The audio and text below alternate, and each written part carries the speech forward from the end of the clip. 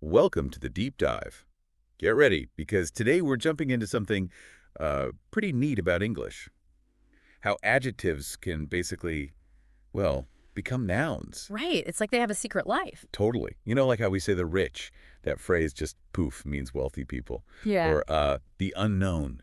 Yeah. Suddenly it's not just describing something, it is the mysterious thing. Mm-hmm. And even casually, like, oh, she's a creative. Exactly. Like these words are pulling a fast one on That's us. a really efficient part of the language, though, isn't it? This linguistic shape-shifting. We use it all the time, maybe without even thinking about how it works.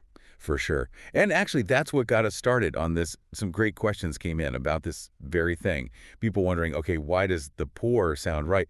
But if I say the poors, that's just Oh, weird. yeah, that's a classic one. Or how did a regular become, slang for the person always at the coffee shop? Right, the regular customer. And green. Hmm. When is it just the color? And when does it suddenly mean, like, environmentalism? These are perfect examples. They really get to the heart of how flexible English can be. So our mission today really is to unpack this. We want everyone listening to get a better feel for when these adjective nouns sound natural, and importantly, when they don't. And maybe avoid some common trip-ups, like the French meaning people versus French, the language. Exactly, just sharpening that intuition for the nuances. Okay, so let's dig in. One thing that seems pretty central, based on what we looked at, are these sort of, well, maybe golden rules is a good way to put it. Yeah, patterns, let's say. Right. The first big one seems to be using the plus an adjective Mm. to talk on a whole group of people, like the examples we already used, the rich, the elderly. Mm-hmm. That's a very common and powerful construction. The homeless, the young, the disabled. It's a concise way society often refers to groups sharing a specific characteristic. It relies on a kind of shared understanding. But, and this seems crucial, you absolutely cannot just add an S to make it plural, right? Like the poors is a definite no-no. Why is that exactly? That's a fantastic question. Basically, the structure, the plus adjective, already implies the entire group. The signal specificity and the adjective here functions collectively. Adding an "as" is grammatically redundant. It's like trying to pluralize something that's already inherently plural in meaning in this context. Ah, okay, so the is doing the work of indicating the group. Got it. Pretty much, yeah. All right, so the second rule or pattern seems to be using a or an plus an adjective. This feels a bit different, maybe more informal, like saying he's a regular or she's a creative. Exactly. This often pinpoints a specific type of person, usually based on a defining trait or habit. He's a local, she's a native. The A signifies one individual representative of that adjective-defined category. And you're right, it often does have a slightly more informal feel than the plus group. Okay, that makes sense. It's like a temporary label sometimes. Sort of, yeah. Or highlighting a key aspect of who they are in that context. And then the third way seems to be when the adjective itself, sometimes with the, stands for an abstract idea, like Yeah. the unknown, meaning, well, all the stuff we don't know. Precisely. Or the sublime, that feeling of immense beauty or awe. The adjective transcends just describing a quality and becomes the name for the concept itself. And your example of green fits here too, right? It's a color, sure, but it also represents the idea of environmentalism, going green. Exactly. The word takes on this whole conceptual weight. It's not just about the color spectrum anymore. It's about values, actions, a whole movement. It's a really powerful linguistic leap. Okay, so we have these three main paths. The plus adjective for groups, a plus adjective for types of people, often informal, and the adjective becoming an abstract concept. So thinking practically, what are the big do's we should remember? Well, definitely do use the plus adjective for those established groups. The rich, the poor, the elderly, the unemployed. It's standard, it's understood, and do use a plus adjective for those informal types. A regular, a local, a native. It works well in conversation. And a key, do remember to capitalize nationalities when they function as nouns for people. The French are people from France. French is the language. Capitalization is key there. Got it. Capitalize the people nouns. Okay, so what about the don'ts? What should we actively avoid? The biggest one, we've hit it a few times, but it's worth repeating. Don't add an S to the plus adjective when talking about people.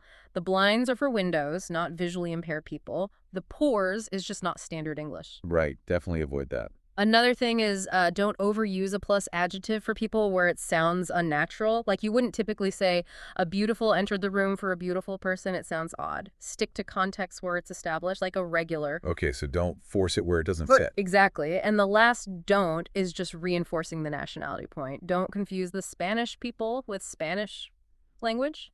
Context usually helps, but that capitalization is your signal. Makes sense.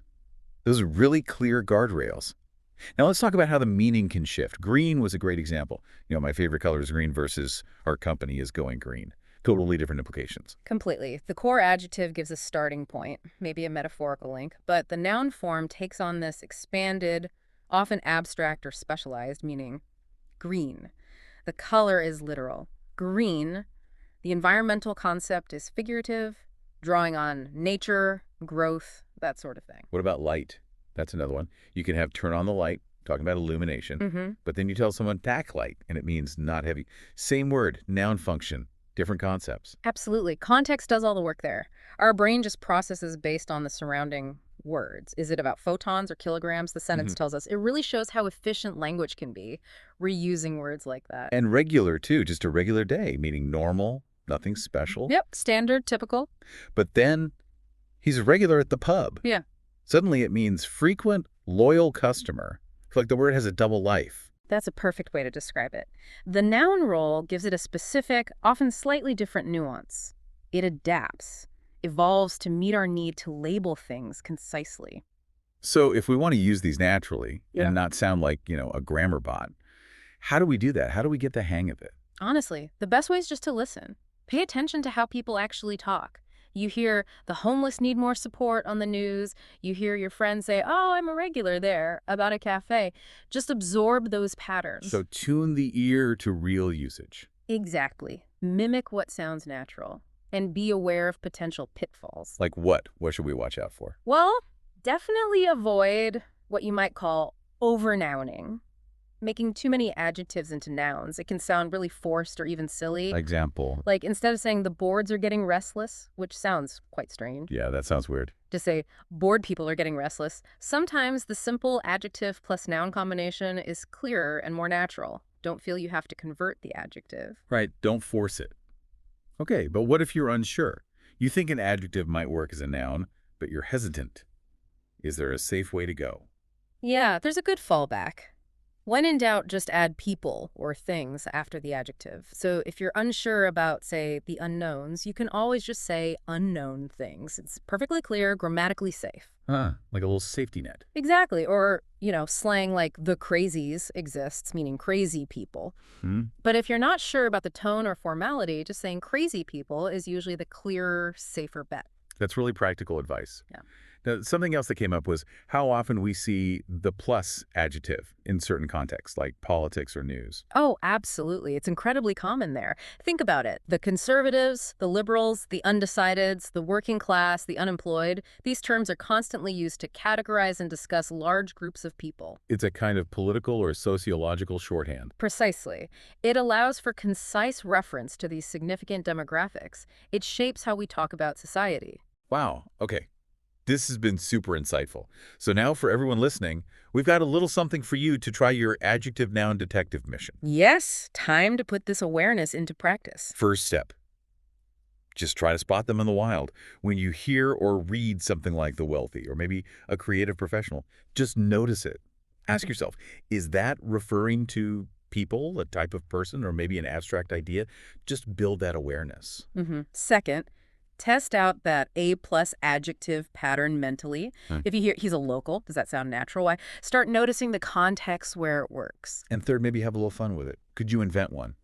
Like the example, the glowies, for people obsessed with neon. What adjective could you turn into a plausible noun for a type of person or a thing? Yeah, play with the language a bit. And finally, here's a little linguistic puzzle to chew on. We say the Dutch for the people, right? Yeah. But we don't use Dutch as a noun for the language itself. We usually say the Dutch language, or just specify someone speaks Dutch. Why did the Dutch speak for people, but not for the language noun? It makes you think about which conversions catch on and which don't. Interesting. There's no simple rule for that, is there? Not always obvious, no. Language evolution is complex. So wrapping this up, English adjectives are clearly super flexible. They can jump into noun roles, but it pays to be mindful of how and when if you want to sound natural. Absolutely. The key thing is, next time you encounter the Irish or the homeless, recognize it's usually shorthand for the people in that group, carrying all that collective meaning. It's one of those fascinating efficiencies of language. Definitely. And maybe a final thought to leave everyone with. What other adjectives do we use daily that might have these subtle, maybe unnoticed, noun-like meanings or shifts? Yeah. How does this very flexibility make English so rich, but also sometimes, let's be honest, a little confusing? Something to mull over. Indeed. Lots to think about there. Thanks so much for diving deep with us today.